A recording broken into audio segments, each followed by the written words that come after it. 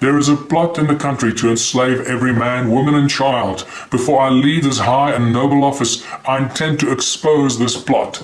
7 days later, he died. The stuff that's going on around us today just doesn't make any sense. And as we go through this presentation, you'll start to realize why it doesn't make any sense, and that all of this is not by accident, that all of this misery and strife in the world today is actually by design.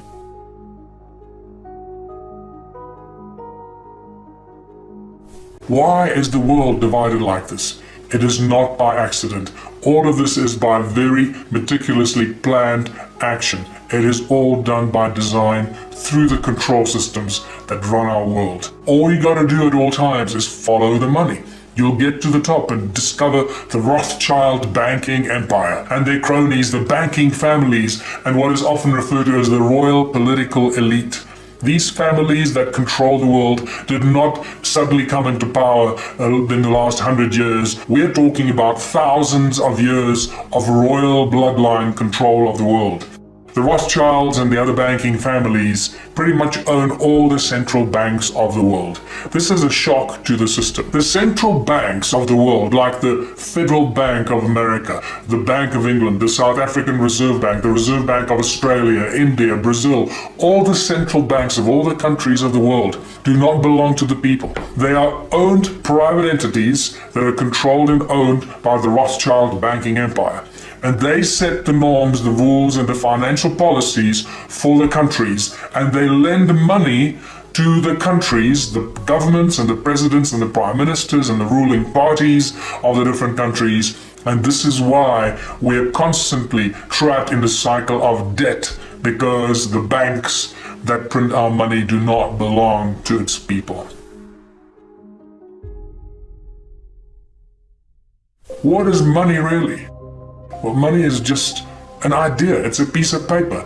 It's a tool of enslavement. And what you will learn here is that money is not something that evolved over thousands of years of bartering and trading as a tool that can help humanity prosper. No, it's exactly the opposite. Money was a tool of enslavement that was conjured up a long time ago and introduced as a complete and whole philosophy and a tool of enslavement. It's just a piece of paper that controls our lives. It burns and disappears. Where did money come from? How did money originate? Very few people are actually aware of this. Well, about 6,000 years ago, the first money appeared in a form of clay tablets. This is during the Sumerian Empire. Well, the Sumerian texts tell us about when money first appeared, and also when the first royal bloodlines first appeared, and we find the emergence of the first kings, or the so-called first priest kings. And it just so happens that these first priest kings that appeared out of the blue on earth suddenly created all the banks, they created their temples, and in their temples they started to print these clay tablets, which became the first forms of money. So, in essence, the temples of these first kings that appeared on earth were the first banks from which the first forms of money were distributed to the people. And nothing has changed in thousands of years. This is really important. So, what if I told you that banks create money out of thin air? Would you be surprised? Well, that's exactly what happens. They have nothing. Money is absolutely useless. It is a piece of paper. It has no backing, and this is why it's called fiat currency, fiat money. It means nothing. It is valueless. It has no value. The only reason it has value is because we, the people, think it has value, and it's given to us as a piece of paper that has some sort of value, and we trade it and use it and go around and kill each other for it and rob banks for it and go to jail for it and do. It controls our lives from the first moment we are born to the last moment as we die. Money controls our lives. Many famous people and smart people and businessmen of the past have been aware of this for a long time. Like this quote from Henry Ford, for example. He said, "It's well that the people of the nation do not understand our banking and monetary system, for if they did, I believe there would be a revolution before tomorrow morning." Henry Ford. Many people, many great leaders of the past have resisted money, have resisted the bankers. JFK tried to break America free from the Federal Reserve Bank stranglehold on the people of the United States. This is a quote 7 days from before he died. He says, "There is a plot in the country to enslave every man, woman, and child. Before I leave this high and noble office, I intend to expose this plot." 7 days later, he died. What you need to know is JFK actually started to print what became known as the American or the United States note, which is not printed by the Federal Reserve Bank, and therefore taking the control away from the Fed. As soon as they assassinated him in Dallas in 1963, within 2 weeks or so, the Fed started to print the American money again, taking that control back. And this happened also with Abraham Lincoln, who 100 years before that started to print the greenback in the United States, making the American people free of all debt. And the greenback was printed by the government. It didn't belong to the Federal Bank or the Rothschild Empire. This was obviously not liked, and they lost control. This is why they shot him and got rid of him, because he didn't play their game. Who controls our governments? Who controls the bankers? Who controls what's going on here? Many people around the world call these the puppet masters. We don't know who they are because they don't want us to know who they are. Quote from Mayer Amschel Rothschild, the founding father of the Rothschild Empire in the 1700s. He says, "Let me issue and control a nation's money, and I care not who writes the laws." And that's exactly what has become of the world and our countries. Because through the banking institutions, they control everything. Think about how money and the bankers control all the education systems, the research laboratories, how they control industry, the large corporations. Everything imaginable ultimately goes back to those who control the money. Follow the money and you'll see the root of evil and the root of control as it unfolds around us. Who controls the corporations?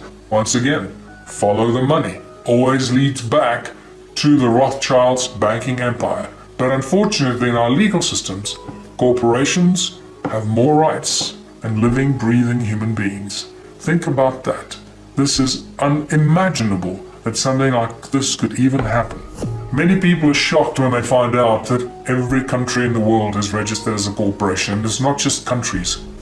It's states, provinces, cities, everything imaginable. The roads that we drive on are registered as corporations. Everything in our lives is being incorporated around us while we carry on and distracted by computer games and the news and who's screwing who and who won what game and what final is being played.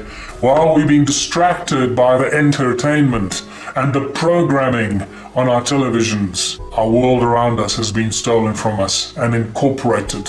And this is how, through the legal system and the corporations that have more rights than living, breathing human beings, we the people have become slaves to the corporations every step of the way. It scares the hell out of governments to have people in control of their own money. At which point you should really ask yourself, what kind of government is that? The whole thing about currency is that you don't need to know how it works unless it stops working. And when it stops working, everybody needs to know how it works, because your wealth, the future of your children, everything now depends on that. If we go to a future where digital cash is the only form of cash that exists, and I think we're heading in that direction very, very fast. I think within 20 years, people who grow up 20 years from now will never see cash unless they visit a museum. Cashless society. Cashless society. Cashless society. Cashless society. Cashless society. Cashless society. If we go to that future, digital cash, we're at a crossroads because we have to choose between two possibilities. One is digital cash that's run by corporations that act not only as intermediaries in all of our payments, but also act as deputized members of law enforcement for every government and or intelligence agency and or dictator who co-opts them to their means. That type of finance takes the worst of surveillance capitalism and the worst of surveillance state, merges them together in this fascist dystopia where every transaction you ever made tells something about your habits, your politics, your associations, your movement, your physical location. On the one hand, all of this data gets collected and shared among all of the intelligence agencies and corporations or leaked. And on the other hand, if the people in power choose to, they can decide to debank you overnight. They turn off the switch. Now imagine what happens if your bank account is shut down and cash doesn't exist. Well, you can't eat.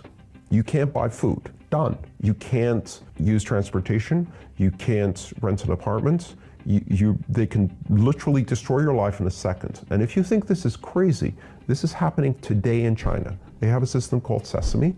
It's called a social credit score.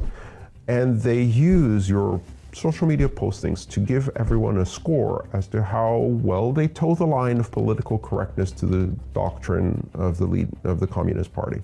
People who have a negative credit score on that system are denied access to public transportation.